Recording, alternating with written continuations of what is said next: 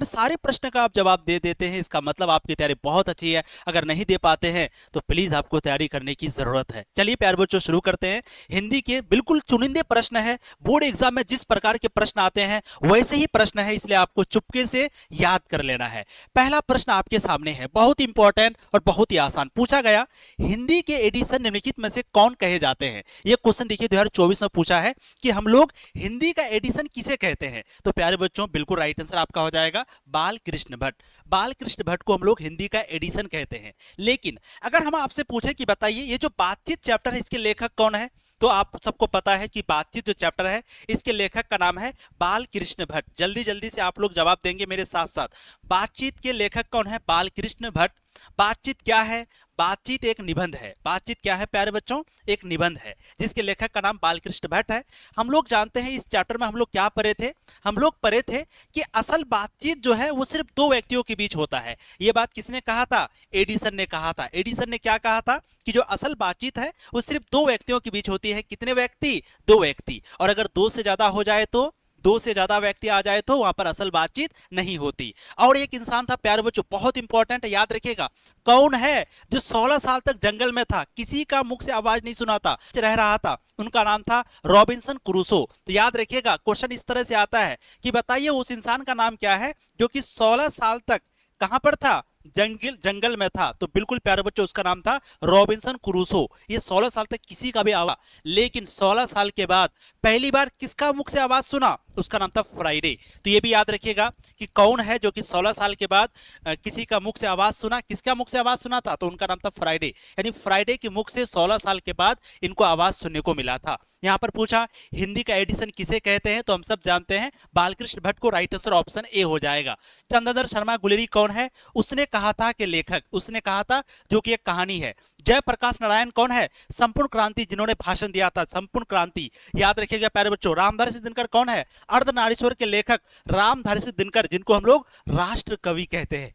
इस तरह से ये सारे क्वेश्चन का जवाब आपका रिवीजन हो गया। अगला क्वेश्चन, बालकृष्ण भट्ट किस काल के रचनाकार है? देखो ये क्वेश्चन 23 में पूछा था, किस काल के है, और यहां पर युग दिया गया है। याद रखिएगा बालकृष्ण भट्ट भारतेंद्र युग के रचनाकार है। ऑप्शन ए आपका सही हो जाएगा। बहुत अच्छा।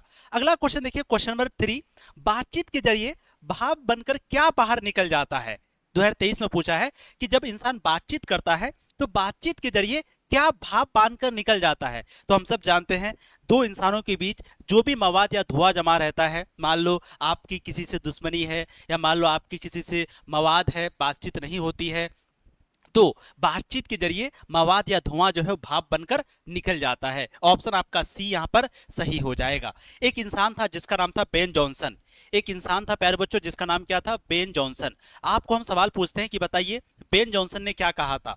तो प्यारे बच्चों बेन जॉनसन ने कहा था कि बोलने से ही असली रूप का पता चलता है, बोलने से ही मनुष्य के असली रूप का साक्षात्कार होता है ना। तो असल बातचीत दो व्यक्तियों के बीच होती है, ये बात एडिसन ने कहा था।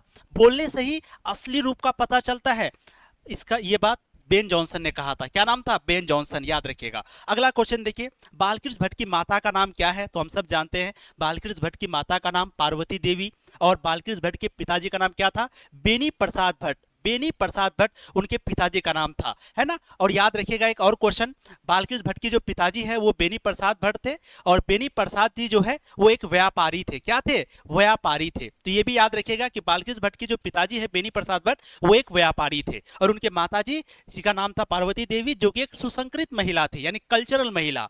अगला क्वेश्चन है प्यारे बच्चों, हिंदी कहानी के विकास में मील का पत्थर कौन सी कहानी को मानी जाती है? यानी बताइए कौन सा कहानी को मील का पत्थर कहा जाता है? तो हम सब जानते हैं उसने कहा था जो कहानी है इसको मील का पत्थर कहा जाता है। अब आप सबको पता है उसने कहा था क्या है? उसने कहा था एक कहानी है। उसने कहा था एक कहानी है।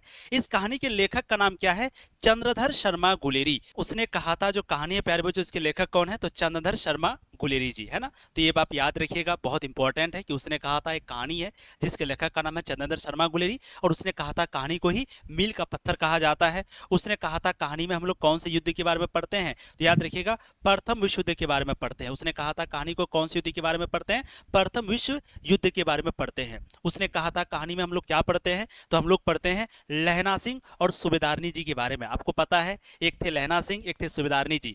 इन दोनों की मुलाकात कहां पर होती है, जल्दी से बताओ। तो लहना सिंह जिनका उम्र रहता है 12 साल, सूबेदारनी जी जिनका उम्र रहता है 8 साल। ये 8 साल की होती है, ये 12 साल का होता है। दोनों की मुलाकात अमृतसर के बाजार में होता है। और लड़का जैसे ही लड़की को देखता है सवाल पूछता है, तेरी कुर्बाई हो गई क्या, यानी तेरी मंगनी हो गई क्या। लड़का बार बार कौन सा सवाल पूछता है, तेरी कुर्बाई हो गई क्या, और लड़की क्या जवाब देती है, धत धत धत कह के सिर्फ जवाब देती है। तो यहाँ पर क्वेश्चन पूछा मील का पत्थर कौन सी कहानी को कहा जाता है, उसने कहा था। अगला क्वेश्चन देखिएगा,